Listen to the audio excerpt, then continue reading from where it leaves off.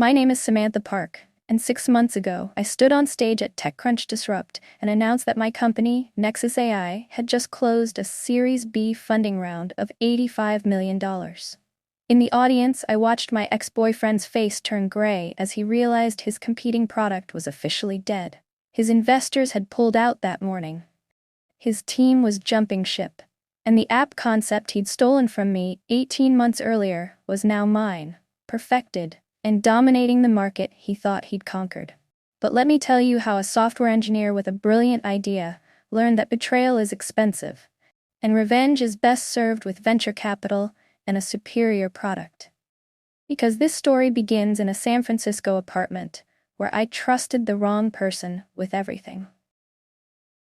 2 years ago, I was 28 and working as a senior software engineer at a mid-tier tech company in the Bay Area. I was good at my job, really good, but I was bored. Corporate development cycles were slow, innovation was stifled by committees, and I had ideas that were too ambitious for the bureaucracy. So, I started building something on the side. An AI-powered productivity platform that learned your work patterns, automated repetitive tasks, and integrated seamlessly with existing tools. Not just another calendar app or task manager, but something actually intelligent that anticipated needs before you articulated them. I'd been working on the concept for 8 months, coding late into the night, testing different machine learning models, building out the architecture. I called it Nexus, because it was meant to be the connection point between all your digital workflows. I was dating someone at the time, a guy named Ryan Mitchell who worked in business development at a competing tech company. Ryan was charming, ambitious, and always interested in what I was building. Too interested, I would realize later. We'd been together for about a year when I made the mistake that almost destroyed my career. One night in my apartment, Ryan asked to see what I'd been working on. I was excited, proud even, and I trusted him. I walked him through the entire concept. The AI learning algorithms, the integration framework, the user experience flow, the market positioning. I showed him my prototype, explained the technical architecture, shared my go-to-market strategy. He asked smart questions, seemed genuinely impressed, told me it was brilliant. Then he suggested I should pitch it to investors, that he knew some people who might be interested. 2 weeks later, Ryan broke up with me. It was sudden, cold, and confusing. I don't think this is working anymore, Sam. We want different things. I was devastated, but I threw myself into my work and into Nexus. I started reaching out to potential investors, setting up pitch meetings, preparing to launch. That's when I found out what Ryan had done. I was at a coffee meeting with a potential angel investor, someone I'd connected with through a mutual friend. I started my pitch, and about 3 minutes in, he stopped me. Wait, this sounds really familiar. I just heard a pitch last week from Ryan Mitchell at Tech Venture. Same concept, almost the same language. Are you working together? My blood turned to ice. What did you say? He pulled out his laptop and showed me the pitch deck. It was my concept, my architecture, my market analysis, but Ryan's name was on it as founder and CEO. He'd stolen everything. I want you to understand what that moment felt like. The person I'd trusted, the person I'd shared my dreams with, had stolen the idea I'd spent a year developing and was pitching it as his own. I sat in that coffee shop trying not to cry, trying not to scream, trying to figure out what I could do. The investor, whose name was Michael Chen, saw my face and understood immediately. He stole this from you. I nodded, unable to speak. Michael closed his laptop. Can you prove it?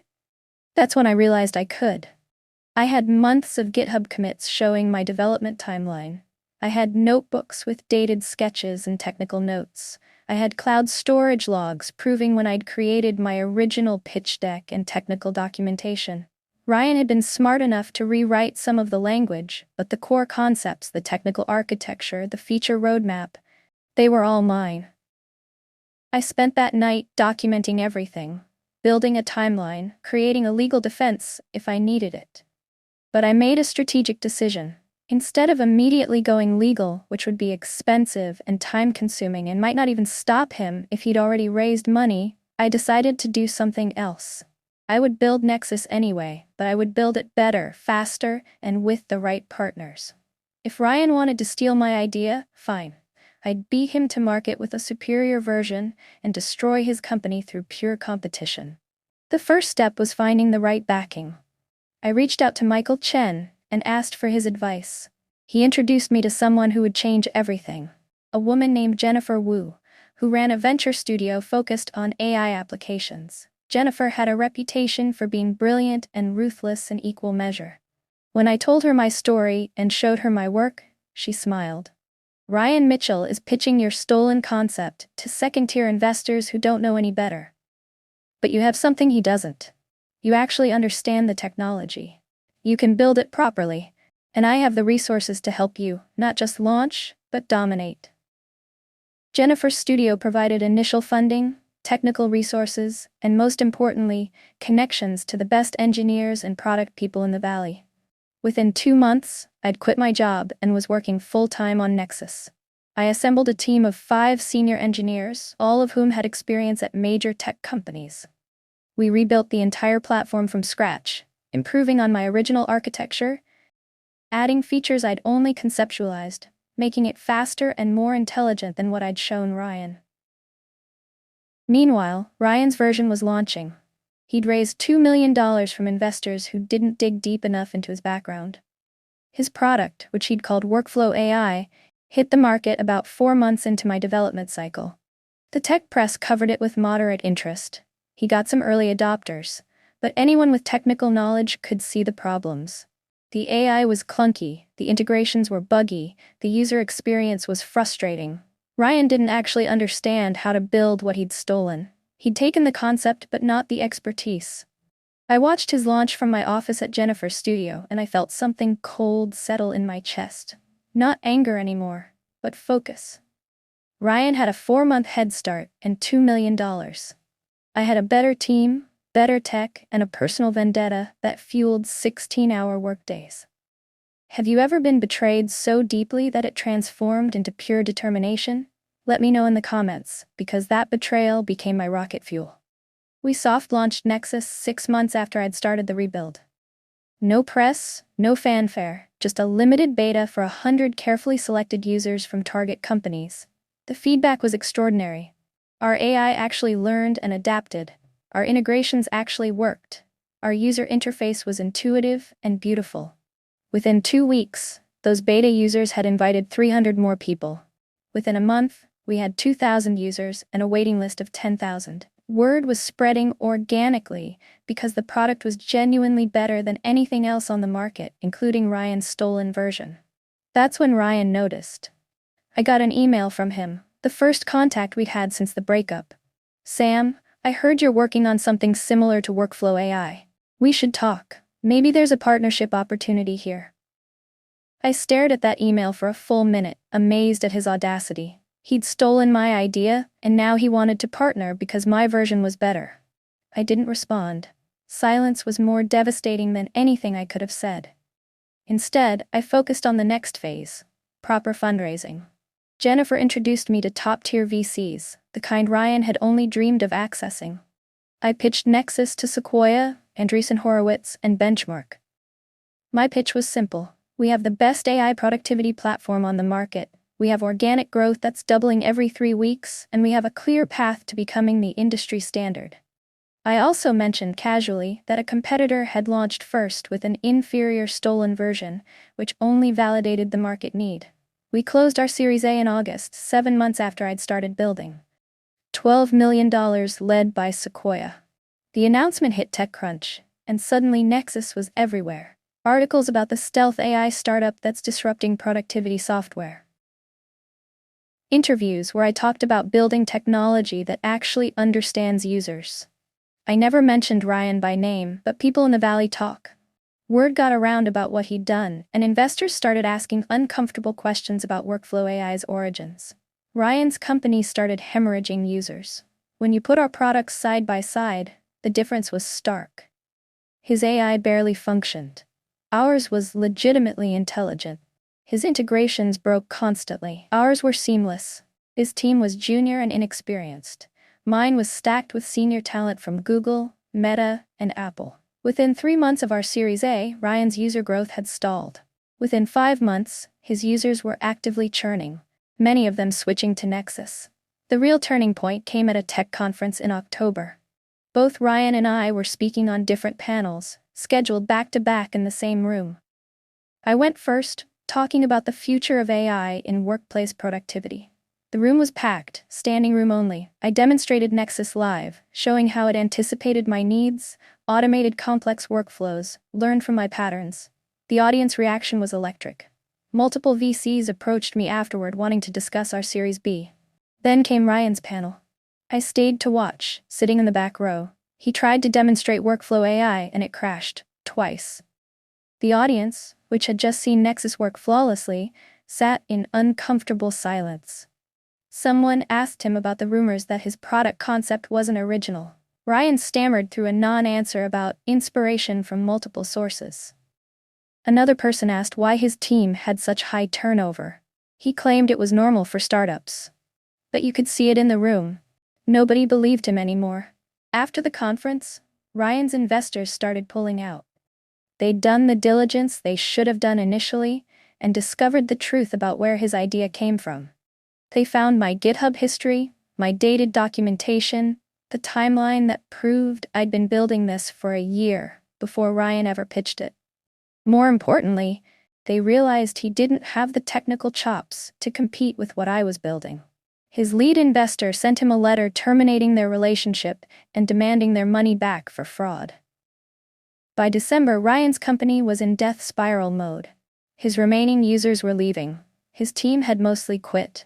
His runway was almost gone, and no investors would touch him. Meanwhile, Nexus had 50,000 paid users, revenue of $800,000 monthly, and momentum that was accelerating.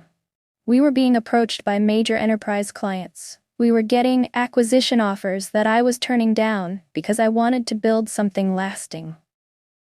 The final chapter came in January at TechCrunch Disrupt, the moment I described at the beginning. We announced our Series B $85 million at a $350 million valuation. I stood on that stage talking about our vision for the future of workplace AI, about our enterprise product launching next quarter, about international expansion. The tech press was calling Nexus the most important productivity platform since Slack. And sitting in the audience, because he'd somehow gotten a ticket, was Ryan. I saw him during the Q&A session. Someone asked me about competition in the space, specifically about workflow AI. I could have been generous. I could have been diplomatic. Instead, I was honest. Workflow AI is a cautionary tale about the difference between having an idea and being able to execute it. Anyone can steal a concept. Building a genuinely innovative product requires deep technical expertise, the right team, and authentic vision. I'm grateful that my competitors validated the market, but execution is what matters. And that's where Nexus leads. The room understood exactly what I was saying. Ryan stood up and walked out. That was the last time I saw him. His company filed for bankruptcy 3 weeks later. The few assets they had were acquired by a company that wanted the customer list, not the technology. Ryan ended up taking a product manager role at a startup in Austin, a significant step down from CEO. I heard through mutual connections that he tells people his first company failed due to market timing issues. He's never publicly admitted what he did. Meanwhile, Nexus kept growing. We hit 100,000 paid users in March.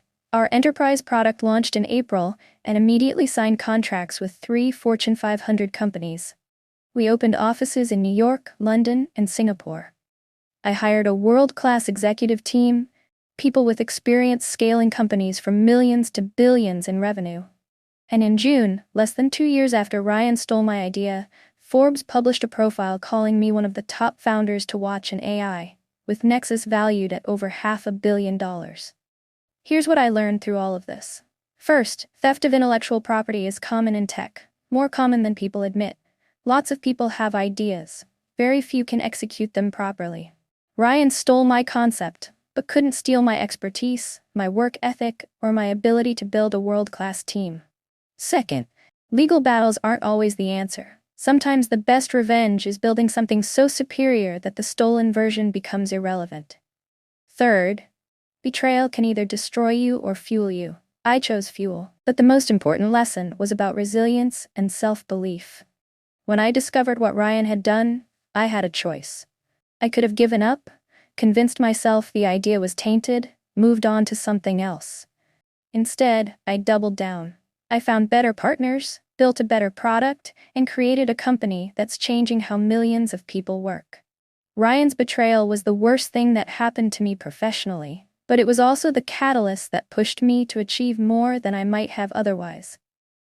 I run a company worth $500 million now. I have a team of 200 people across 4 continents. I get invited to speak at conferences, to advise other startups, to join corporate boards. My face was on the cover of Wired last month. And none of that happened because I was lucky or connected. It happened because someone tried to steal my dream, and I refused to let them. Ryan's story is a footnote now, a cautionary tale that VCs tell founders about due diligence and integrity. My story is just beginning. We're planning our Series C for next year, targeting $1 billion valuation. We're expanding into new markets and new product lines. And every day I come to work knowing that I built this with my own hands, my own vision, and my own determination to prove that theft doesn't pay, but hard work and genuine innovation always do. Where are you watching from?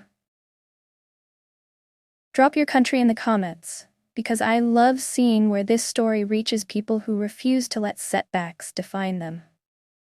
If you think watching someone's stolen idea backfire spectacularly was satisfying, wait until you hear about the woman whose business partner of 8 years forced her out of their consulting firm with a lowball buyout, claiming she was just the relationship person, while he was the real strategist.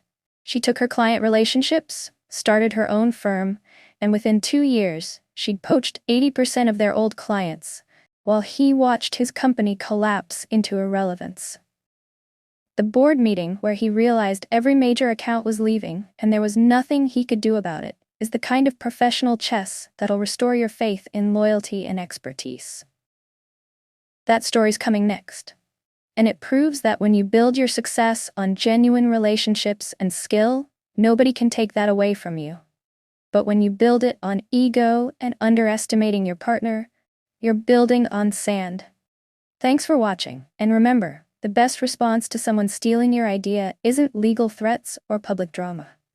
It's building the stolen concept so much better that the thief becomes a punchline and you become the industry standard.